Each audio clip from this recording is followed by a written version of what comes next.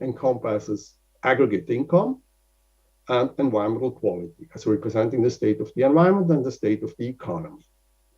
We are in an initial situation here with the dashed lines, the intersection of those, and we are on the social welfare function U, which gives us the geometrical locus of equally satisfied preferences on this red line. Now, making progress towards sustainable development, depending on whether we talk about weak or strong or very weak sustainability, are different. Certainly, it must be above this red line, the weak sustainability frontier. For advocates of strong sustainability, it must be on the right, on the higher side of this green dashed lines, the strong sustainability frontier. For advocates of very weak sustainability, it had to be above the current level of aggregate income or per capita income. I assume here constant population over time. So we need to move in one of these areas, 1, 2, or 3. The most preferable would be moving into area 2, but reality shows that we rather move into 1 or 3. In addition, the early discussion on sustainable development said that we need to consider critical limits, like critical ecological capital or the level of satisfying basic human needs. This has been included into the economics of sustainable development in the 1990s already, amongst others by Ismail Serageldin at the World Bank. He referred to this as sensible sustainability. And this confines the opportunity space for sustainable development because we must not cross these critical limits where we have irreversible changes. Irreversible changes means extremely costly to reverse. So if we would move from the initial point, YOQO, towards one of the boundaries, let's say we have economic growth and we have environmental damage, so environmental quality declines from the initial situation, we would move towards one of the boundaries of this utility space, like driving a car towards a wall or a cliff, which we would not do just on that line. We would take some measures. We would anticipate crossing that critical boundary in a way, as I draw it here in the purple line, which is called the sustainability-based social value function, or just sensible sustainability frontier. It includes like an insurance measure to avoid the risk of crossing these critical boundaries. So that's the evaluation line for sustainable development. All the points of the purple line are equally valuable from a societal perspective of sustainable development. And we can transfer this or complete this with the side of production, of transformation. And we see here just the shift from the red line, the Psi0 transformation curve, towards Psi1. If we have environmental degradation along this sustainability, sensible sustainability frontier, we need to invest in technical progress and in new technologies. So we need to make progress along the sustainable development boundary. And if we want to have more than just that, we need to invest more and enter the area 2 of this sustainable development sphere. So that has been a simplification using or looking only on an economy and environment. Reality is more complex. We do not only have income as a measure of social welfare. We also have macroeconomic performance like price level stability, full employment, but we also need to care about social capital besides environmental quality. And all those measures, or almost all of these measures, are vectors that encompass very many different indicators or criteria. So that's the theoretical reference point. How can this be implemented? I show you here a hierarchical system of goals on level of domains, subdomains, and criteria that are used in sustainability assessment in different forms. And that's just one form of this implementation of sustainability assessment, where we have domain environment, economy, and society, with the subdomains like water, soil, biodiversity and habitats, etc. So you see the structure that has been developed, by the way, not by economists, but by mainly administrators and representatives of different scientific disciplines to measure progress towards sustainable development. And there are different criteria and different indicators that are used. In our system, we have in total about 150 indicators for 45 criteria, which is behind this system of this hierarchical system that is based on welfare economics, and that's a utilitarian approach. So the consequences count. On the other side, the policy approach of the United Nations, most nations that collaborate on the UN level and accumulated in Agenda 2030 and the SDGs, is a procedural. And if you compare with economics, it would be a libertarian approach, resulting in this system of sustainable development goals. And these goals are not consequentialist or utilitarian. Those are really procedural. And if we go through the whole list of goals and targets, we see, take just goal 1, to end poverty in all its forms everywhere. You see the verbs in the different targets: eradicate, reduce, implement, ensure, build, ensure, create. So it's the processes that count and not the result in almost all these targets. So we have totally different mindsets, totally different ways of understanding what sustainable development means. The one is, let's follow the benchmarks, the guidelines defined by the United Nations with the system of sustainable development goals, SDGs, which is very useful. But if you want to measure progress in a coherent way, in a welfare economic utilitarian manner, we have a huge gap, and we need to align these two different ways of thinking and approaching the same type of problem. So we need to mirror the two sides that I present here, the utilitarian and the procedural way. And if we come back to the welfare economic approach, there's one more problem left. And this has been solved, basically, or can be solved. How do we weigh the different subdomains and the different criteria if we want to have one uniform measure, welfare economic measure of sustainable development performance? We need to have utility weights for the different elements in our welfare function. Those can be determined on a theoretical, technical level by economists, but we should not do that. It's finally a social decision. So it must come from a democratic process or through a stakeholder dialogue. And I just present to conclude a slide from the Swiss National Science Foundation that reflected some of our work on integrated sustainability assessment, which brings together two sides of the coin: the system view and representation of the system, as just presented in this, with the three different domains and subdomains of our welfare economic assessment, and the right-hand side, the stakeholder view and evaluation from a stakeholder perspective that can be elaborated most likely and most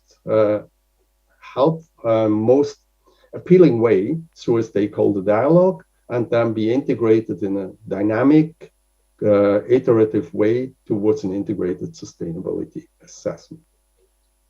With that, I conclude and thank again for the invitation for speaking today.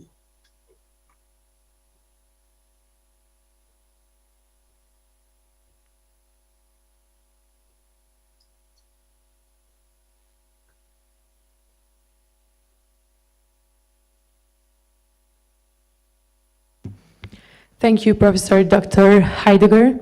Now it's time for Dr. Shannon Bruce Romaka, who will also join us by Zoom platform. Before she joins, let me show you a short biography of her. Dr. Shannon Bruce Romaka is an innovative educational leader with an extensive background in international education, business, and the arts, which gives her a unique perspective in global education. She holds a doctorate degree in educational leadership, master's degree in curriculum instruction and supervision, bachelor's degree in business administration, and associate's degrees in theaters, design, and fine arts. Time for Dr. Romaka to join us by Zoom platform. Hi, good morning, everyone. Can you hear me okay? Okay, there's a little bit of a delay on my end. For that little bit of a glimpse of the audience, that really helps. As I look at our time, we have about 15 minutes, and I'm going to go ahead and try to share my screen here. I am joining you today from the beautiful island of Terceira in Portugal. But I spent from 2015 to 2020, I was with you all in Pristina, Kosovo, as the head of the American School of Kosovo. Let's see if I can. So it feels a little bit today. I was really excited when Alma invited me to join you because I feel like I left a little bit of my heart there with you.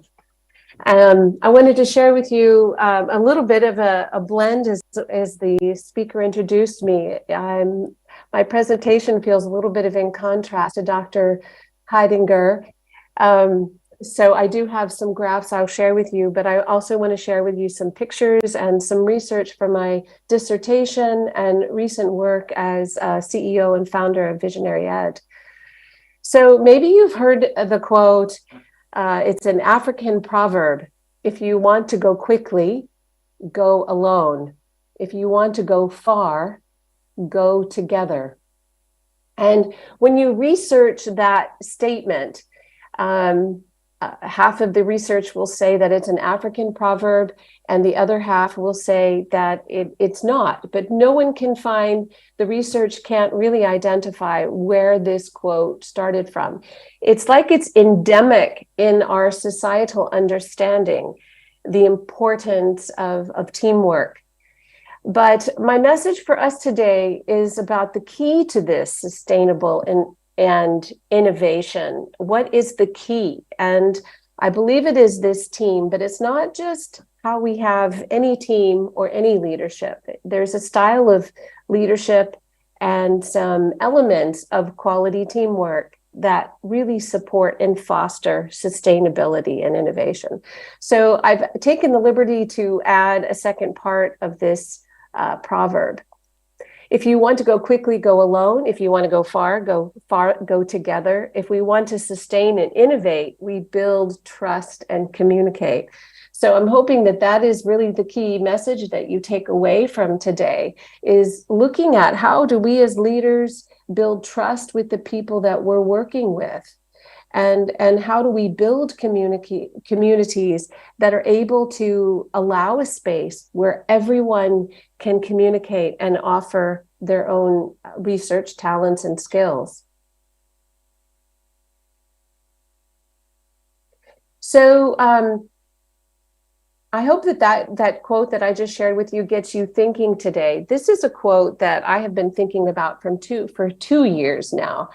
And I'm highlighting the aspect of mobilizing. So mobilizing support for innovation, resilience, and change in education is more important than ever.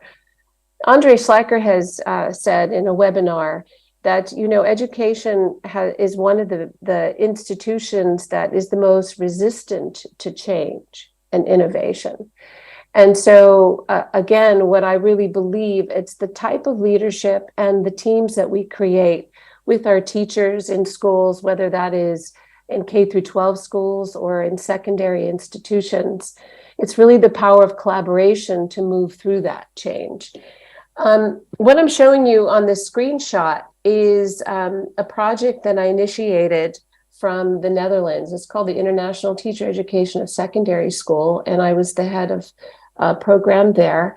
And during the second year of COVID, we were not able to have our teaching practice. And we had 68 students, and it was the third year of our program. And through some collaboration with my Visionary Ed team and openness of teachers in Wisconsin and the openness of my faculty at iTest, we were able to create a teaching practice that was virtual, connecting new student teachers with mentor teachers in Wisconsin. So you can see this here. And I will share a little bit more about that in the following plenary session.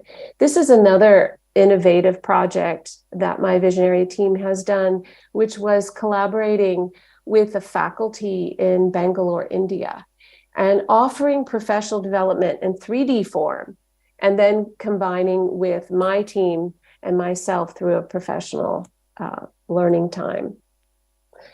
So we can look at countries across the world that have really had sustainable growth and development. And my research over the last 10 years has shown that really what the core of that is, it's people working together to create that sustainable change.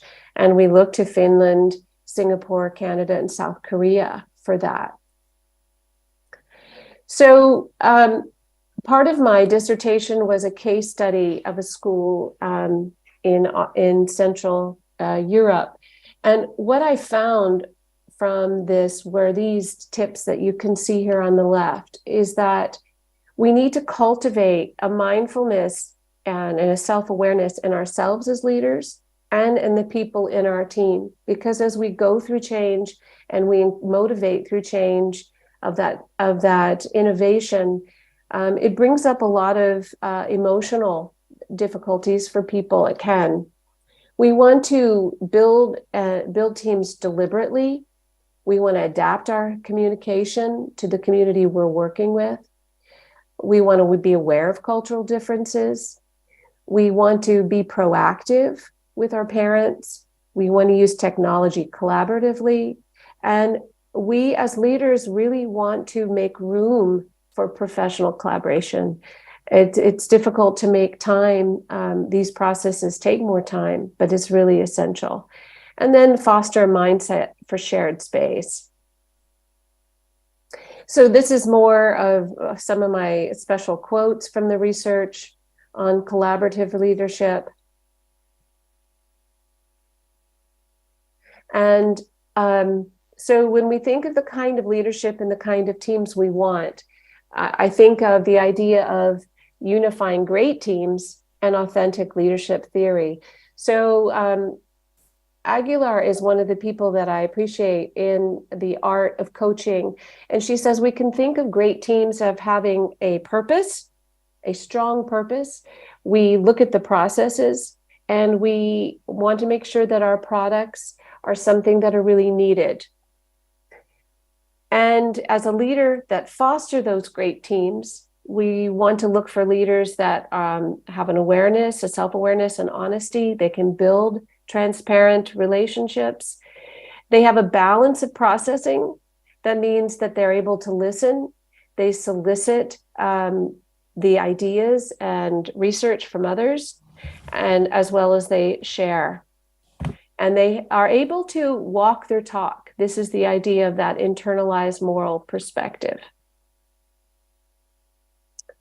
Brené Brown talks about how we can use this acronym of braving to build trust with organizations, build trust with the people that we work with, you know, and and depth of trust, and being able to create psychological safety with the people that we work with. One of my favorite quotes by Simon Sinek, and this is how important it is, trust within a team. It's really the heart of it. So building a team, we can look at what are the norms so that we can create an open discussion. How do we maintain confidentiality? What are our norms for time? How do we support group decisions? How do we respect diversity? Establishing that from the beginning within our teams. One of the challenges I found in working in different countries is that there is a different relationship between, say, the leader of an organization and the team or the workers. And you can go into some countries where it's difficult to see who the leader is and how a team functions, where there's an equal share of power. And that's really important in the type of sustainable, innovative teams. We need to create spaces where there's a flow of dialogue. And that really happens most easily and most fluidly in organizations where there is what we say is more of a flat power distance. It's interesting when we look across the world, we can see this slide is provided research from Erin Meyer, and she brings together research from the Globe Project and also Gert Hofstede. And what we see from the left is that an egalitarian is where when we work in a society, there is a low power distance between who the boss is and who the workers are. And so that flow of discussion might happen in more equal ways. So you can see the countries here on the left, and then we can move towards the right, and hierarchical structures is where it's really clear who the boss is, and we look to follow specifically what the boss's idea is. So this can be one of the challenges we have depending on the cultures we work. And especially if we have international teams, you're going to see people with different values, different approaches to communications, and what really is an effective or productive team. So let me check my time real quick. Okay. I am going to end on this slide, and this is something that I created at the end of my case study. But it is also a metaphor that I've been using really most of my career in building relationships. And as you can see, this is the foundation of this model is trust. And so when I think about building great teams, whether it's a relationship or a team, we think about how can I build the trust? The door to all of these relationships is really my own curiosity about the team, the culture, the objectives, the mission, and the empathy I have for understanding the system. So on the left of this is having realistic expectations about my team or the students in my class, and understanding the zone of proximal development, which is saying that there is a comfort zone that we have, there is a challenge zone, and then there is a stretch zone. And how do I work with you to stay in that learning zone?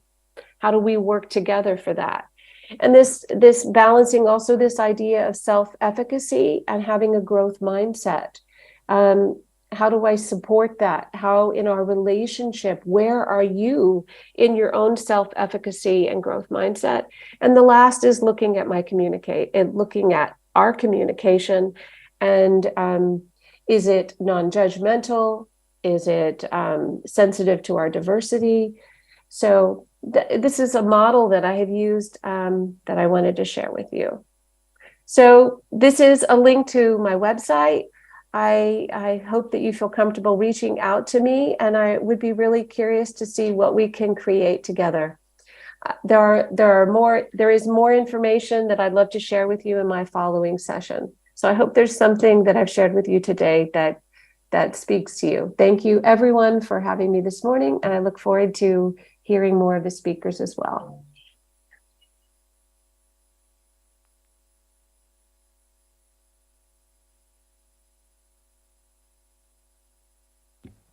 Thank you, Dr. Romaka. We conclude this opening ceremony of UBT International Conference. The field presentations has almost started, and I invite you to join your programs. Thank you all for your time.